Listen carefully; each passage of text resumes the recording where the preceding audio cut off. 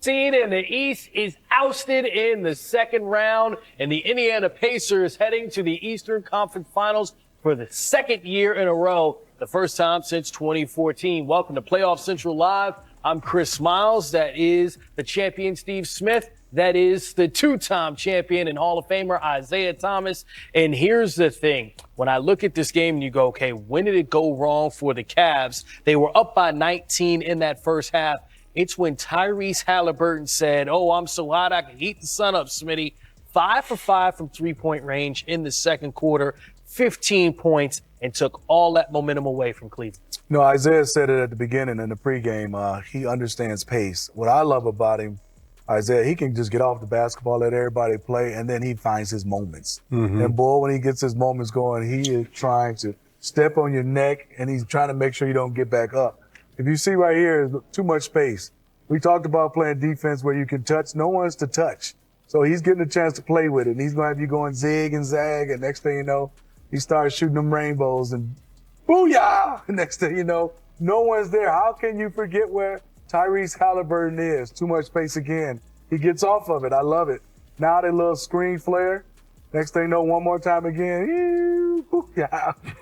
He is having rainbow. Play. Chris Miles. Love this.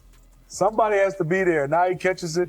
Jared Allen throws it, gets off of it again. How can nobody understand to be able to stay attached with him? Pump fake, shoots it again. Meow, boom. Then one more time, Tyrese Haliburton was rolling from behind the three-point line. But also, Isaiah, there was a couple plays we were watching. He ran a pick and roll near the half court, knowing they were going to double, to get it to Siakam so he can have full speed going downhill. Who takes the ball to the coffee corner at half court and runs a pick and roll, and you go double? Yeah, I mean, his intellect for the game is on another level. And, you know, at the start of the game, Smitty, when he walked in, I said, you know, he walking in like Caitlin Clark, right? Now, real talk, right? The way he played the game tonight, this is a Caitlin Clark kind of game. He spread the floor, right? He knocked down the three.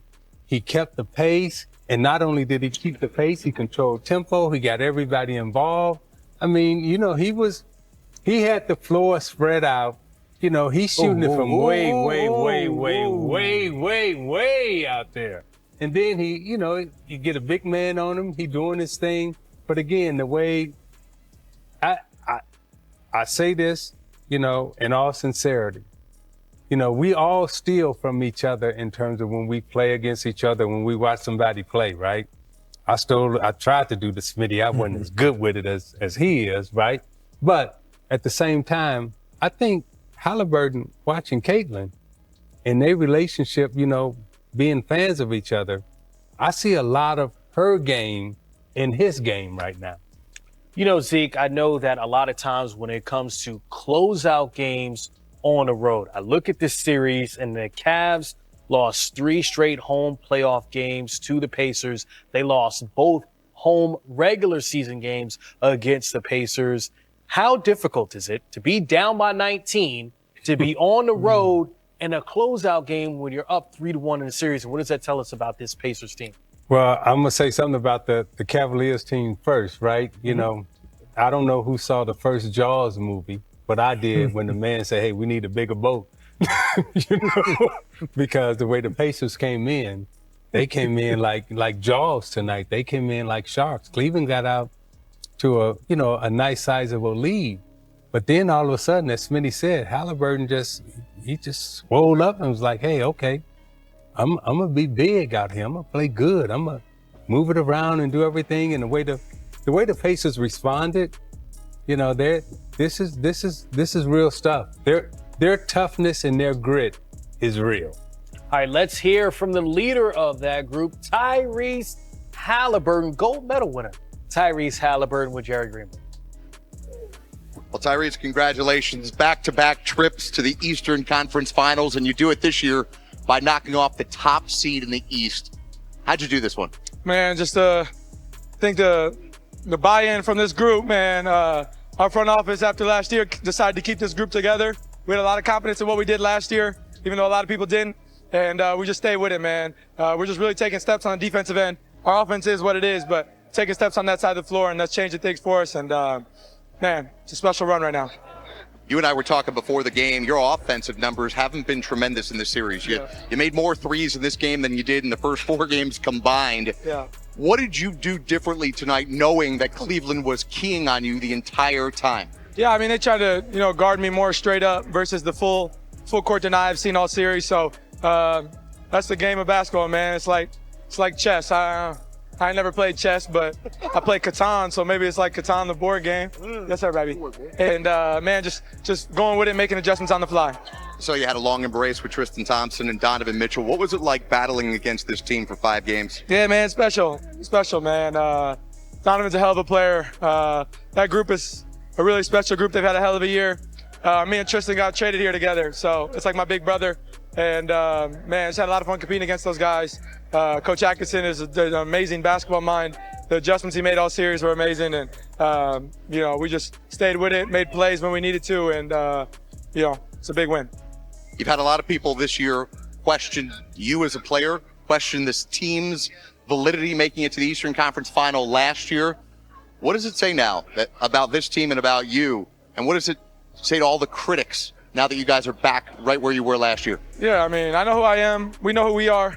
Not worried about outside noise, but it's a big win, a special win. We're not done yet. We got another series here coming up, and we got to be prepared. Our goal wasn't to get back to the Eastern Conference Finals. Our goal is to win a championship.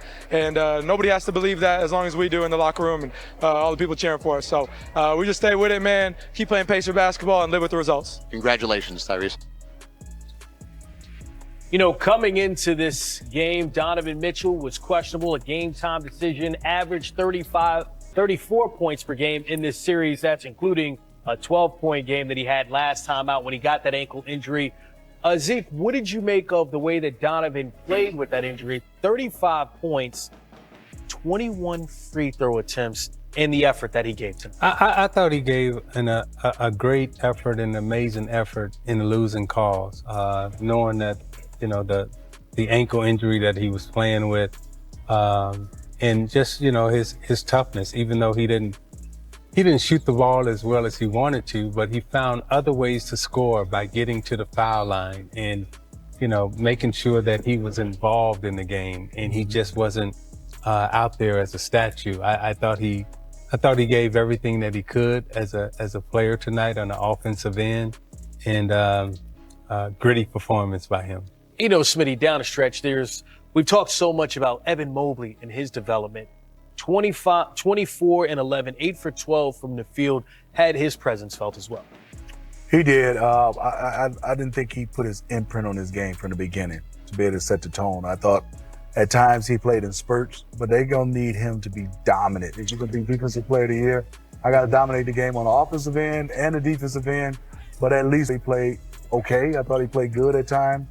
But I thought this entire Cleveland team, Zeke said it almost like they were always playing catch up, and just like in a boxing match, they got hit, then they hit back. They never hit first. And when I hear that, Smitty, I'm looking at the fourth quarter box score. Mm-hmm. Donovan Mitchell, 16 points in the fourth, really the Cav player that produced. When I look at the Indiana Pacers, Andrew Nembhard, 9 points in the fourth, Tyrese 7, Miles Turner 7. Zeke, it seemed as if when the game was tough in the final quarter, Pacers had more guys who were showing up they could rely on. The Pacers had more guys doing what they know how to do, what they do best, right? And Cleveland is a team, and we're watching this throughout the playoffs, right? This was a analytical-based team. We're going to shoot a lot of threes, and tonight they're 9 of 35 from the three-point line. In a closeout game, you got to find other ways to score. Tensions and emotions are high, and like any normal human being, when you start missing shots, hey, your three ain't all of a sudden gonna get hot. And that's what happened to them tonight. This was a game they definitely should have won at home. They're a good enough basketball team that they should have won this game at home. Now maybe go to Indiana, you may not be able to close it out, but 9 for 35 at home from the three-point line.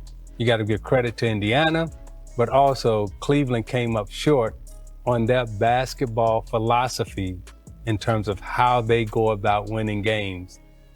This is what failed them tonight. Their philosophical beliefs in the three-point line, 9 of 35. And to your point, for Indiana, they started 1 for 8 from three-point range, shot over 50% throughout the rest of the game, and truly was a deciding factor. Pacers coming back and eliminating. What's your favorite team? Comment below, and if you liked the video, please leave a like. This really helps the channel grow and brings you even more content. Oh, and if you're not subscribed yet, what are you waiting for?